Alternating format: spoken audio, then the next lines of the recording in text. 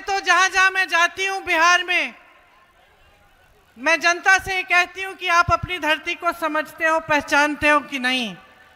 बताओ, क्या पहचानते हो कि इस धरती ने इस देश को क्या दिया है? बताओ भाई, क्या क्या दिया है? बताओ बताओ ना, आप छुप गए फोटो के पीछे, चलो खड़े हो, बताओ। हैं?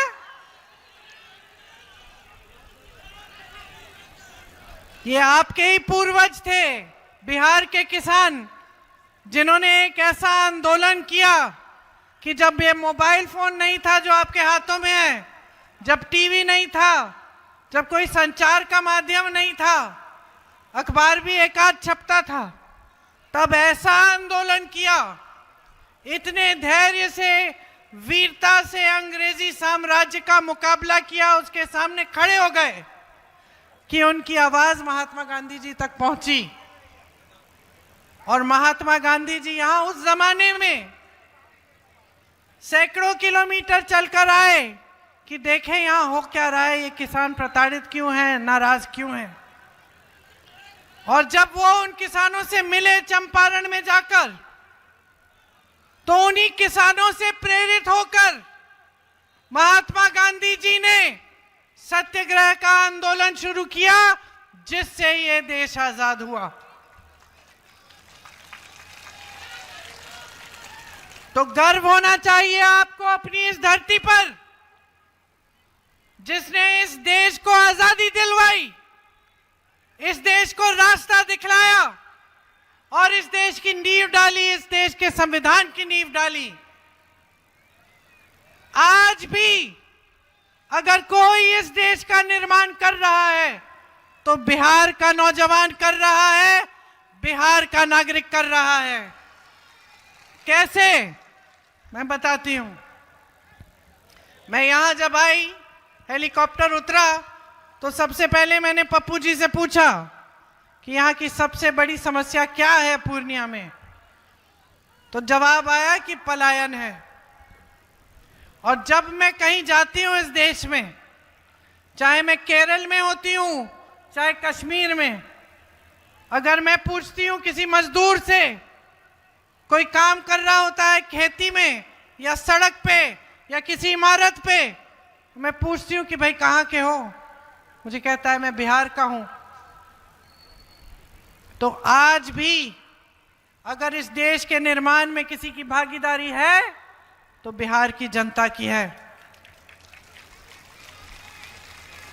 दिल्ली में मुझे एक सरकारी घर दिया गया है, उसमें काम हो रहा है।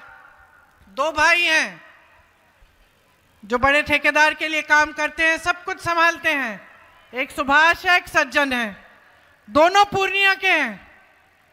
मैंने कहा चलो मेरे साथ, मैं एक दिन के लिए पूर्णिया जा रही हूं, आ जाओ, मैं जहाज में ले जाती हूं, घर घूम के आ जाना। मुझे बताया कि 1 साल से दीदी हम घर नहीं गए हैं, तो अब हम जाएंगे, 1 दिन के लिए जाएंगे तो वापस कैसे आ जाएंगे हम 1 दिन में। अब जाएंगे तो हम त्योहार के लिए कुछ समय के लिए जाएंगे, 10-15 दिन रह के आएंगे। मैंने खूब उनको तंग किया कि चलो भाई मैं जा रही हूँ 1 दिन के लिए, जहाज में जाओगे, परिवार से मिल के आओ। मना कर दिया कि नहीं, हम जब जाएंगे तो कुछ समय के लिए जाएंगे, क्योंकि 1 साल बाद हम परिवार के पास जा रहे हैं। तो इसमें, इस बात में ना एक दर्द है।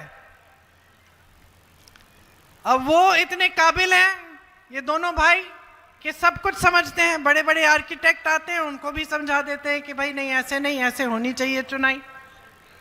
काबिलियत है, सब कुछ है, लेकिन दर्द देखो कि 1 साल हो गया है परिवार से दूर है, 1 साल हो गया है परिवार के पास जा नहीं पा रहे हैं।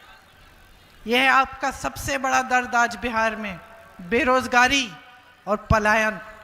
बेरोजगारी की वजह से पलायन,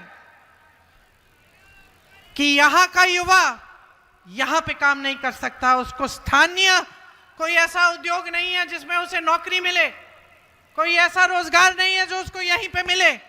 यहाँ की सरकार ने तमाम पद खाली रखे हुए हैं, तमाम नौजवान बेरोजगार हैं लेकिन नौकरी नहीं दे रहे हैं।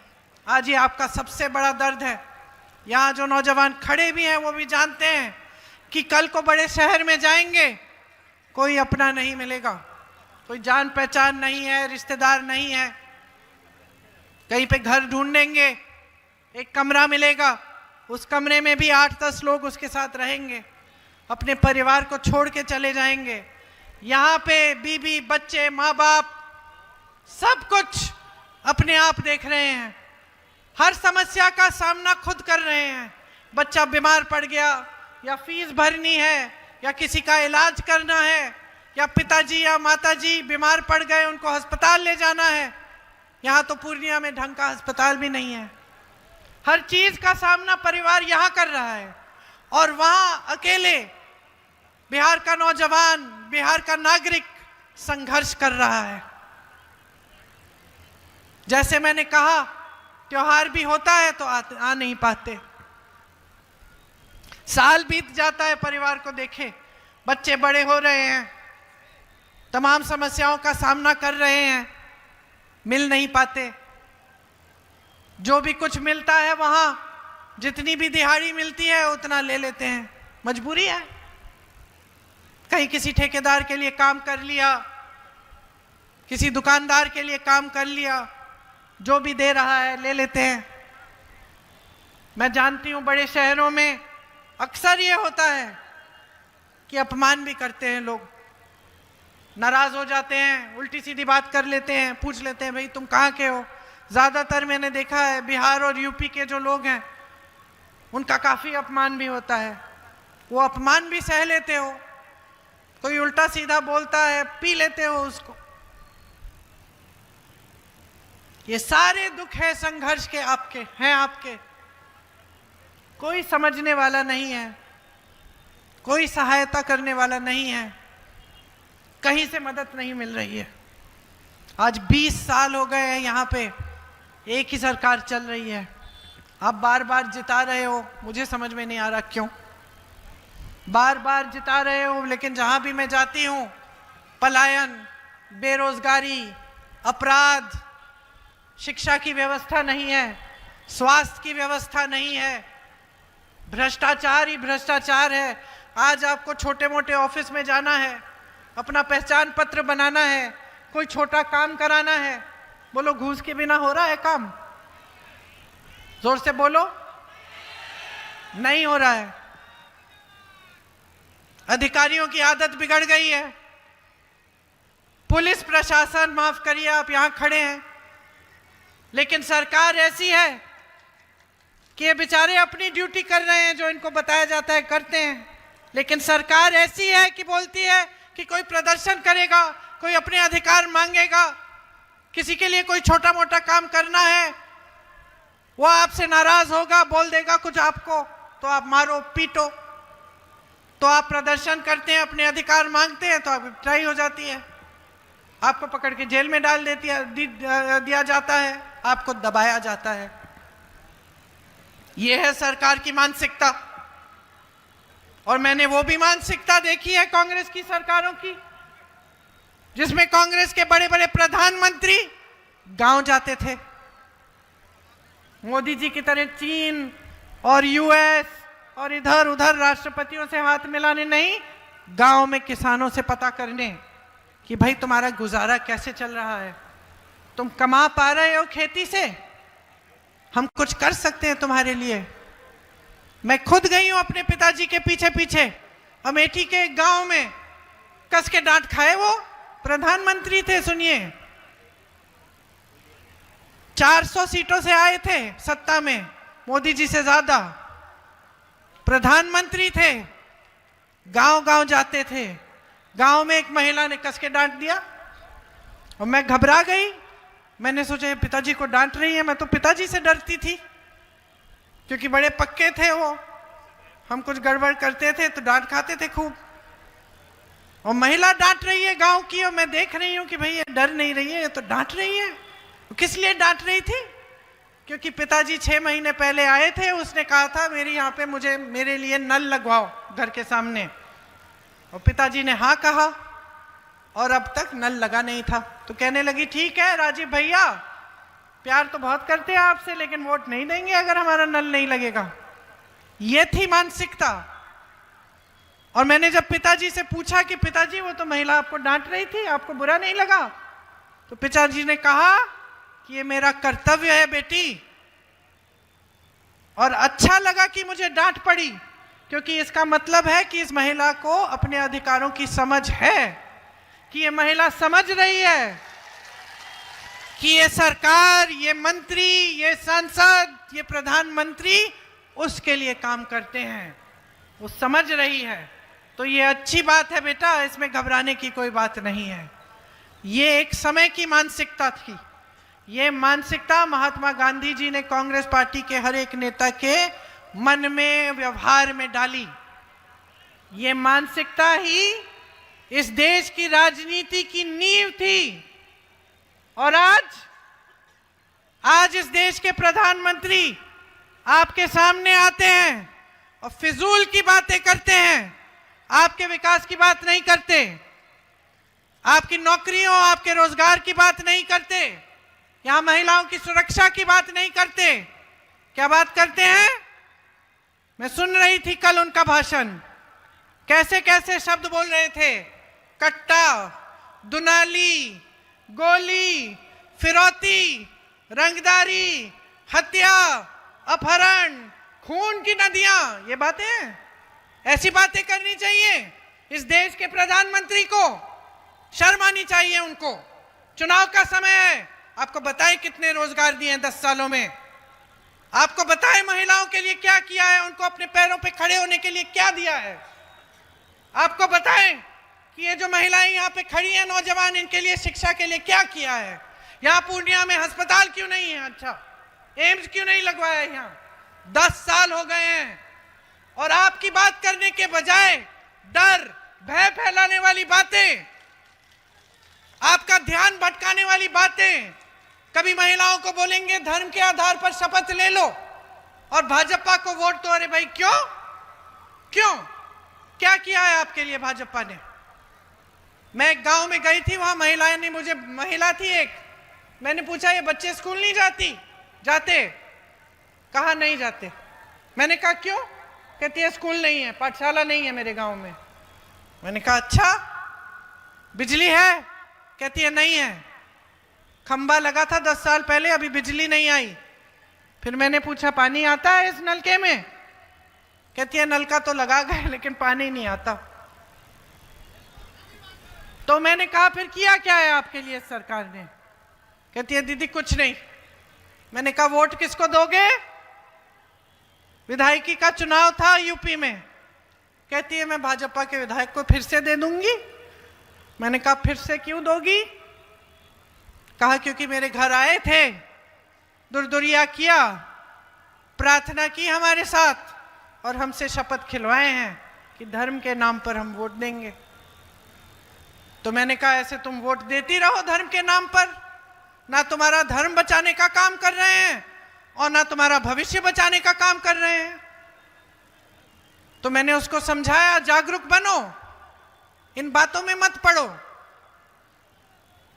जो तुम्हारे लिए काम करेगा उसके लिए अपना वोट डालो। और यही बात मैं आपसे कहने यहां आई हूं। बहुत बिगाड़ दिया आपने इन लोगों की आदतें। इनको लगता है कि इनको काम करने की जरूरत नहीं है। चुनाव आएगा, धर्म का नाम ले लेंगे, आपका ध्यान भटका लेंगे, कभी किसी चीज बड़ी बात की कर ली आपके सामने, कभी कोई और बात कर ली, आपका काम नहीं करेंगे और आपके काम की बात भी नहीं करेंगे, लेकिन वोट उनको मिल जाएगा। ये आश्वासन उनके दिल में है आपकी तरफ से और ये गलत है। आपसे शिकायत है, आप जागरूक नहीं बन रहे हो। आपके बच्चे पलायन करके जा रहे हैं, नौकरी ढूंढने कहीं किसी शहर में भटक रहे हैं। आप बीमार पड़ते हो तो घबराहट होती है कि इलाज कैसे करोगे। प्राइवेट में जाना पड़ता है, प्राइवेट में पैसा लगता है। आपको बेटी की शादी करानी है, बच्चे की शादी करानी है, बच्चे की फीस भरनी है किसी बड़ी परीक्षा के लिए, तो पैसे इकट्ठे करने पड़ते हैं, कर्ज लेना पड़ता है, ब्याज लगता है। उम्र बीत जाएगी, ब्याज आप लौटा नहीं पाओगे। कर्ज भरते भरते और आपको कुछ नहीं दिया जाता, एक बार भी आपके कर्ज माफ नहीं किए जाते। किसके माफ हो रहे हैं मोदी जी के भारत में, बताइए किसके? नाम लो, अडानी जी के नाम लो, अंबानी जी के, इनके कर्ज माफ होते हैं। इनके पास पहले से हजारों करोड़ रुपए हैं। मोदी जी आपके गांव में नहीं दिखते, इनके बच्चों के शादियों में जरूर दिखेंगे। इनके बच्चों की शादियों में हाथ जोड़ते हुए, भोजन करते हुए। आपके कर्ज माफ नहीं होंगे, उनके कर्ज माफ होंगे। यह है मोदी जी का भारत, मोदी जी का साम्राज्य, जिसमें 65 लाख वोट बिहार की जनता के काटे गए हैं, जिसमें वोटों की चोरी हो रही है। क्योंकि अब घबराहट हो रही है कि शायद जनता का मूड बिगड़ गया है, जनता अब नाराज हो रही है, अब जागरूक हो रही है।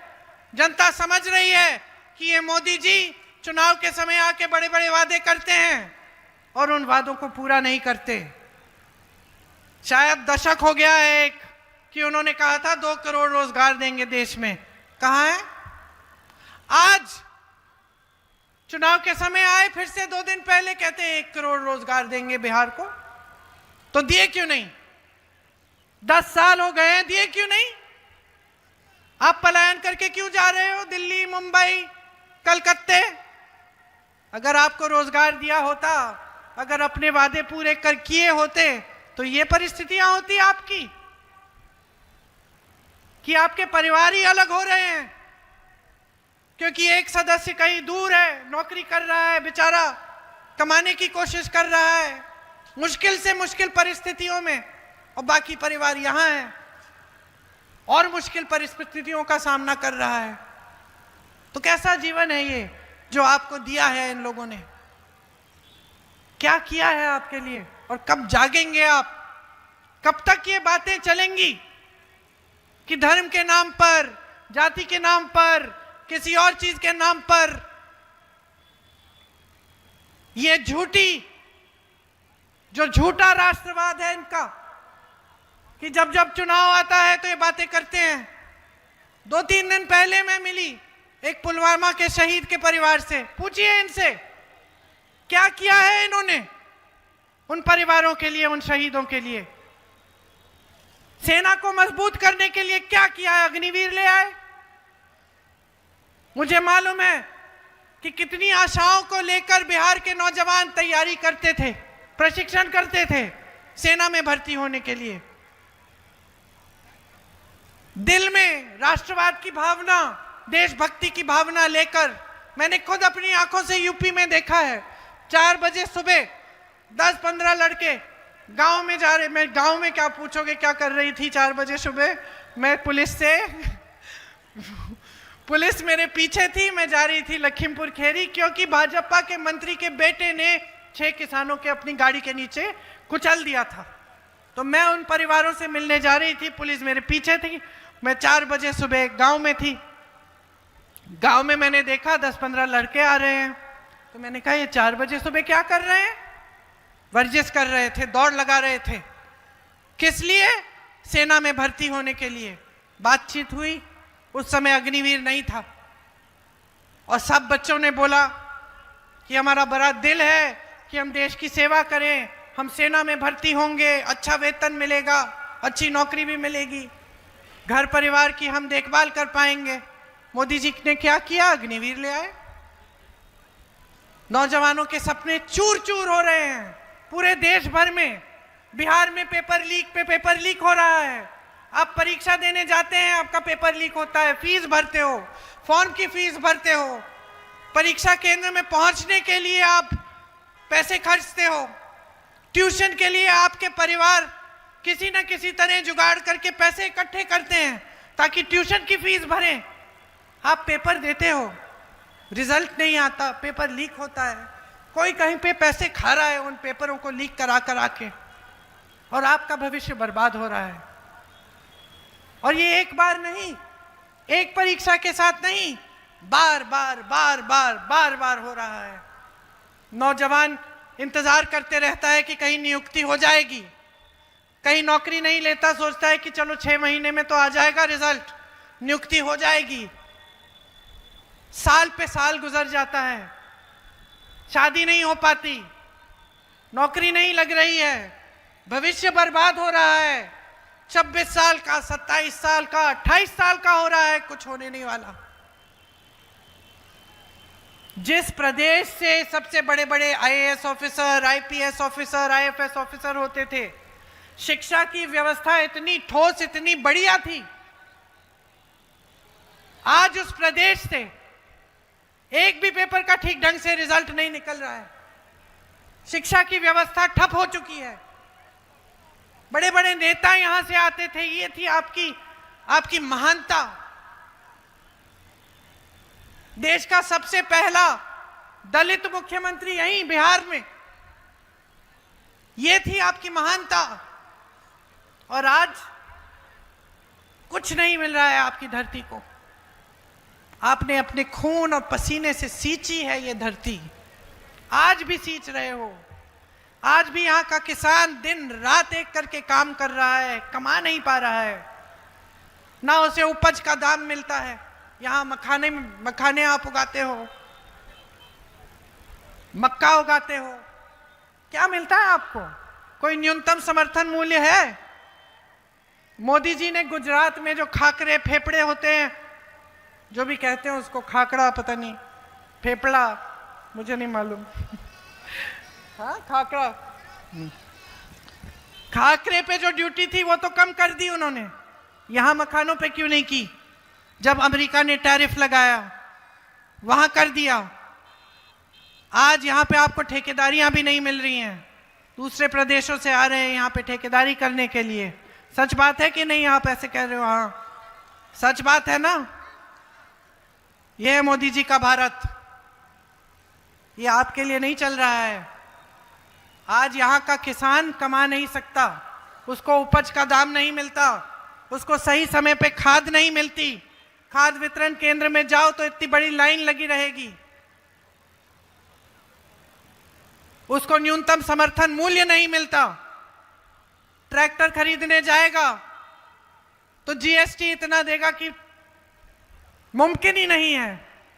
पेट्रोल डीजल महंगा है, ना ठीक ढंग की व्यवस्थाएं हैं यहाँ कोल्ड स्टोरेज की, मंडियों की, तो खेती किसानी से कमाई नहीं हो रही है।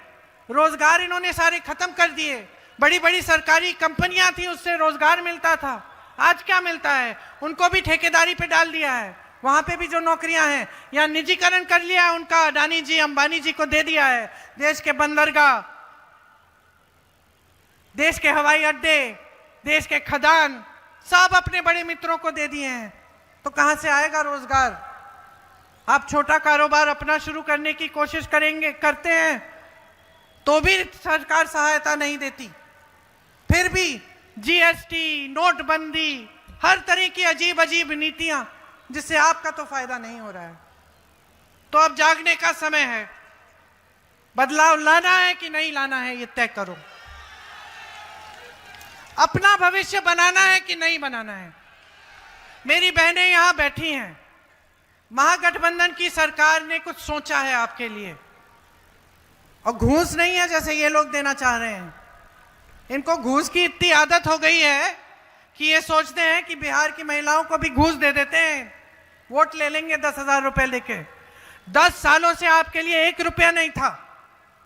चुनाव के 10 दिन पहले आपको 10,000 रुपए पकड़ा रहे हैं। बहनों, बहुत समझदार हो, नियत समझती हो तुम, महिला हो, ये पुरुष नहीं समझेंगे। मैं समझती हूं कि हम नियत को बहुत जल्दी समझ लेते हैं, है कि नहीं? हंस रही हो, है? सही बात है कि नहीं? अगर हम लड़का देखने जाएंगे अपनी बेटी के लिए तो सबसे पहले क्या देखेंगे कि इसकी नियत ठीक है कि नहीं, है कि नहीं? नियत सही नहीं लगी तो कभी नहीं मानेंगे हम। सही बात है? तो नियत पहचानो। गांव में, समाज में आती है पहचान की। तो अब नेताओं को भी पहचानो। 10 सालों से कुछ नहीं किया। यहाँ पे आप पे अपराध 3 गुना बढ़ा है, रोजगार नहीं मिलता महिलाओं को, कुछ नहीं दे रहे। अब चुनाव आ रहा है, ओ महिलाओं का वोट मिलेगा, चलो 10,000 पकड़ा देते हैं। और महिला बेचारी अच्छी है, वो बोलेगी कि चलो मोदी जी ने 10,000 रुपए भेजे हैं, हम इन्हीं को वोट दे देते हैं। मत बोलो, मेरी बात सुनो, ले लो 10,000 रुपए, अच्छा करो, कुछ उससे बचत कर लो, अपने बच्चों के लिए कुछ खरीद लो, किसी का इलाज करना है कर लो, और 10,000 ले लेंगे, वो दे देंगे, वो भी ले लो, लेकिन अपना वोट मत व्यर्थ करो, अपना वोट इनको मत दो, बहुत हो गया है। अपना वोट उनको दो जो लगातार 10 सालों के लिए आपको काम करके दिखाएंगे, जिनको समझ है कि आपका संघर्ष क्या है, जो एक ऐसी परिस्थिति यहां बिहार में बनाएंगे कि आपके बच्चों को, आपके पतियों को यहीं पे रोजगार मिले। तो महागठबंधन ने क्या सोचा है आपके लिए, सुन लीजिए कि हर महीने आपके खातों में 2500 रुपए डाले जाएंगे, सीधे महिलाओं के खातों में, कि जो भूमिहीन परिवार हैं उनको एक मकान हेतु 3 या 5 डिसमिल जमीन दी जाएगी और वो जमीन महिलाओं के नाम की जाएगी। कि जो जीविका बहनें हैं उनको स्थायी रोजगार दिया जाएगा और 30,000 रुपए प्रतिमाह मिलेगा। जो माताएं विधवा हैं उनको 1500 का पेंशन मिलेगा, जो हर साल 200 रुपए बढ़ाया जाएगा। महिलाओं के लिए हर अनुमंडल में कॉलेज या पाठशाला बनाई जाएगी ताकि आपको शिक्षा अपने ही यहां मिल पाए ठीक ढंग से। नौजवानों सुन लो, कोई छोटा कारोबार शुरू करना चाहते हो, गरीब परिवार से हो, महागठबंधन की सरकार तुम्हें 2 लाख रुपए देगी। ये जो पेपर लीक होते जा रहे हैं, इसके खिलाफ कार्रवाई सख्त से सख्त होगी। एक जॉब कैलेंडर निकाला जाएगा जिसमें परीक्षा का दिन, रिजल्ट का दिन और नियुक्ति का दिन पहले से तय होगा। अगर उसमें किसी ने घोटाले करने की कोशिश की तो सख्त से सख्त कार्रवाई होगी। आपके परीक्षा का फॉर्म निःशुल्क होगा और जब आप परीक्षा केंद्र में जाओगे तो आने जाने का जो खर्चा है वो आपको उठाना नहीं पड़ेगा, सरकार उठाएगी। हर विधानसभा में 10 करोड़ रुपए अलग से दिए जाएंगे ताकि स्थानीय उद्योग बने और आपको स्थानीय रोजगार मिले। इन लोगों ने अडानी जी को हजारों या सैकड़ों एकड़ जमीन दे दी है 1 रुपए के दाम पे, 1 रुपए प्रति एकड़। ये काम किया है मोदी जी ने यहाँ बिहार की जमीन। हम चाहते हैं कि 2000 एकड़ जमीन आपके उद्योग लगवाने के लिए और आपके शिक्षा के संस्थानों के लिए रखी जाए। इनमें अच्छे शिक्षा के केंद्र बनेंगे और अच्छे उद्योग लगाए जाएंगे। यहाँ पे सरकारी कर्मचारी खड़े हैं, इनसे कोई भी पूछेगा, किसी ने कष्ट भी नहीं किया है भाजपा में पूछने का, लेकिन कोई भी पूछेगा कि आपकी आज सबसे बड़ी समस्या क्या है तो आप क्या कहेंगे? आपको पुराना पेंशन चाहिए, है कि नहीं? आज आपको पुराना पेंशन नहीं मिलता। महागठबंधन की सरकार कह रही है कि आपको पुराना पेंशन मिलेगा। अगर हमारी सरकार आएगी तो हम 5 एक्सप्रेसवे नए बनाएंगे बिहार में। दिव्यांग पेंशन को 3,000 रुपए किया जाएगा। संविदा कर्मियों और आउटसोर्सिंग पर कार्यरत कर्मचारियों को स्थायी बनाया जाएगा। सबसे बड़ी स्कीम कि 25 लाख रुपए तक आपका इलाज मुफ्त में होगा। मतलब कि कोई भी बीमारी हो, बड़ी से बड़ी, चाहे दिल का कुछ आपका दिल का दौरा पड़े या कैंसर की बीमारी हो या लिवर की या फेफड़ों की, जो भी हो, 25 लाख तक सरकारी और निजी अस्पतालों में आपको मुफ्त में इलाज मिलेगा। अब आपको लगता होगा कि ये बड़ी बड़ी बातें हैं, क्या पता कि ये लोग भी पूरा करेंगे कि नहीं। यहाँ सचिन पायलट जी बैठे हैं, इनसे पूछिए, राजस्थान में कांग्रेस की सरकार थी तो ऐसी स्कीम थी कि नहीं पायलट जी? लाखों लोगों ने फायदा उठाया कि नहीं इस स्कीम का? बताइए। वो भी मिले होंगे, मैं भी मिली ऐसे लोगों से जिनका पूरा हार्ट का ऑपरेशन, कैंसर का इलाज सारा मुफ्त में हुआ। तो ये स्कीम हम बिहार में लाना चाहते हैं। किसानों के लिए हम न्यूनतम समर्थन मूल्य की गारंटी देते हैं और 300 रुपए प्रतिदिन की जो मजदूरी है मनरेगा की, उसे हम 300 रुपए करेंगे और मनरेगा के दिन भी 2 गुने करेंगे। आज तमाम प्रदेशों में जहां एनडीए की सरकार है, बिजली की बड़ी बड़ी बिल आती हैं, बिजली नहीं आती। तो मैं आपको बताना चाहती हूं कि महागठबंधन की अगर सरकार बनेगी तो आपको 200 यूनिट बिजली मुफ्त में मिलेगी।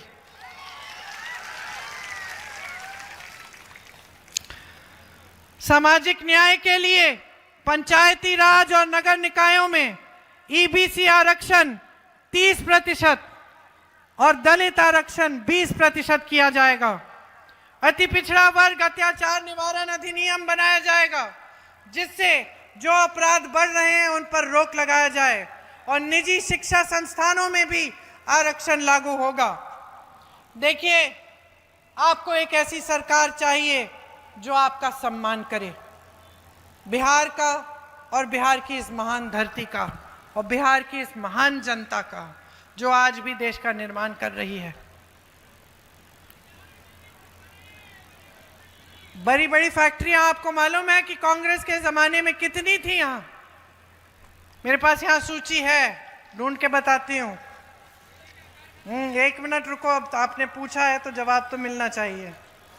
ये देखिए, कांग्रेस के जमाने में बिहार में बांध बने, बड़े बड़े पुल बने, परियोजनाएं बनी, कोसी प्रोजेक्ट, इंडस्ट्रियल बेल्ट बना, यहाँ डेयरी, तेल की रिफाइनरी, पेपर मिल, चॉकलेट की फैक्ट्री, स्कूटर की फैक्ट्री, चीनी की फैक्ट्री, कागज का पेपर मिल, कह चुकी हूं, जूट की फैक्ट्री, सीमेंट की फैक्ट्री, ट्रैक्टर की फैक्ट्रियां, खाद की फैक्ट्रियां, सब चीजों का निर्माण यहां बिहार में होता था। ये था कांग्रेस का जमाना। अब बंदूक फैक्ट्री तो आप बोलेंगे, मैं क्या बोलूंगा।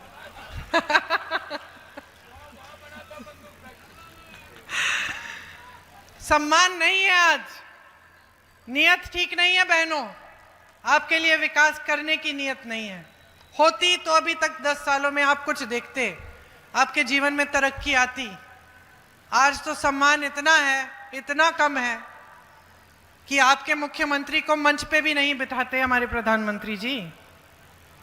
हमारे प्रधानमंत्री जी ने अपने पद की गरिमा को, अपने स्तर को इतना गिरा दिया है कि आपके मंच पे आकर उल्टी सीधी बातें, कट्टों की बातें, हत्याओं की बातें कर रहे हैं।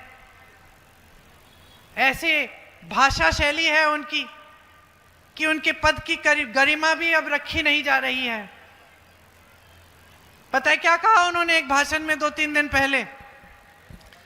कहा कि कांग्रेस पार्टी के जो पोस्टर है उनमें देखिए तेजस्वी जी को बौना बना रखा है और आरजेडी के पोस्टरों में राहुल जी को बौना बना रखा है। मैं सोच रही थी, प्रधानमंत्री हैं देश के, इनके पास और कोई काम नहीं है कि दूसरी पार्टियों की, अलग अलग पार्टियों की पोस्टरों में देखें कि कौन से नेता की कितनी बड़ी फोटो है। यह है इनका काम। खुद तो इतने बड़े नेता नीतीश जी हैं, बिहार के हैं बेटे, उनका सम्मान नहीं करते, उनको मंच पर नहीं बुलाते और दूसरी पार्टियों के पोस्टर की चर्चा कर रहे हैं। और सबसे बड़ी बात तो यह है कि आपके संविधान को कमजोर करने की बात कर रहे हैं, आपके अधिकारों को कमजोर करते हैं। वोट चोरी क्या है बताइए, क्या मतलब है इसका? आपके जीवन पर क्या असर पड़ेगा? 65 लाख वोट जो काटे हैं उससे आपके जीवन पर क्या असर पड़ेगा? कौन बताएगा? बताओ। अधिकार नहीं होगा। जितनी भी सरकारी स्कीमें हैं, किस आधार पर आपको पैसे भेजे जाते हैं? किस आधार पर आपको राशन भेजा जाता है? कि आप नागरिक हो। अगर आपको नागरिक ही नहीं मान रहे, आपका वोट ही कट रहा है, तो आपको स्कीमें का फायदा कैसे मिलेगा? तो आपके अधिकारों को काटने का काम हो रहा है। और कौन कर रहा है इनके साथ? चुनाव आयोग, जिसका दायित्व है कि इस देश के लोकतंत्र की रक्षा करें, वो खुद आपके वोट कटवा रहे हैं, खुद फर्जी वोट डलवा रहे हैं। राहुल गांधी जी ने एक खुलासा किया 2 दिन पहले कि हरियाणा में 25 लाख वोट काटकर सरकार की चोरी हो गई। आप होने दोगे ऐसा? आपके यहां से 65 लाख वोट काटे हैं। आप बदलाव चाहते हो, नई सरकार चाहते हो, रोजगार चाहते हो, नया भविष्य चाहते हो, तो आप अगर वोट डालने गए महागठबंधन को और बाद में पता चला कि आपके बूथ से कोई और रिजल्ट निकल रहा है, तो चुप रहोगे? मौन रहोगे कि अपने अधिकारों के लिए लड़ोगे? खड़े होगे अपने पूर्वजों की तरह? आज भी वही लड़ाई है भाइयों और बहनों, जो महात्मा गांधी जी ने इतने सैकड़ों साल पहले लड़ी। सैकड़ों साल नहीं, मतलब 1940 के बाद, 1925 के बाद लड़नी शुरू की। वही लड़ाई है। तब अंग्रेजी साम्राज्य था, आज श्री नरेंद्र मोदी जी का साम्राज्य है। तब उनकी तानाशाही थी, आज नरेंद्र मोदी जी की तानाशाही है। तो याद दिला दो इन्हें कि कौन हो आप, कि बिहार की जनता हो, बिहार के नौजवान हो, बिहार की महिलाएं हो, बिहार के नागरिक हो। खड़े हो जाओ, अपने अधिकारों के लिए लड़ो। हम लड़ रहे हैं आपके लिए, हम अपने संविधान के लिए लड़ रहे हैं, इस धरती के लिए लड़ रहे हैं जिसमें आपके पूर्वजों का पसीना और खून है।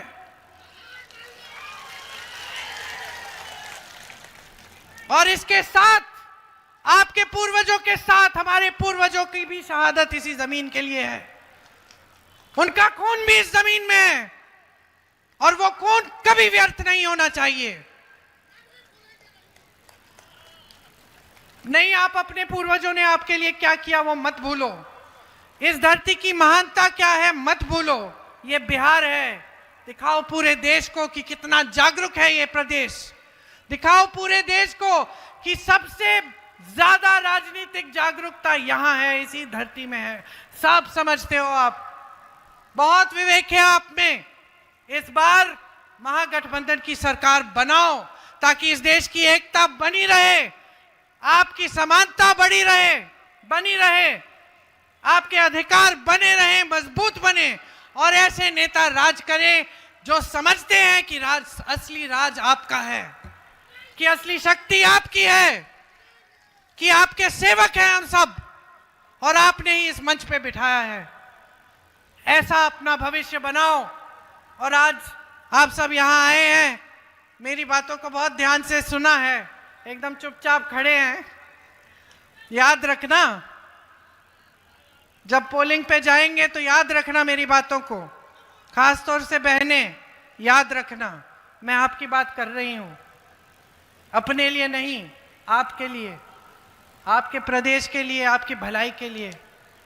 यहाँ खड़े होकर मंच पर नेताओं की आदत भी होती है, कुछ भी कह सकते हैं, बड़े बड़े वादे कर सकते हैं। खुद आकलन लगाओ, खुद पता करो, जानकारी लो। यहाँ से तो देश भर में पलायन करके जाते हैं लोग। पता करो कि तेलंगाना में, कर्नाटका में, जहाँ कांग्रेस की सरकारें हैं, वहाँ क्या हो रहा है। क्या महिलाओं को कुछ मिलता है हर महीने? पता करो क्या क्या मिलता है।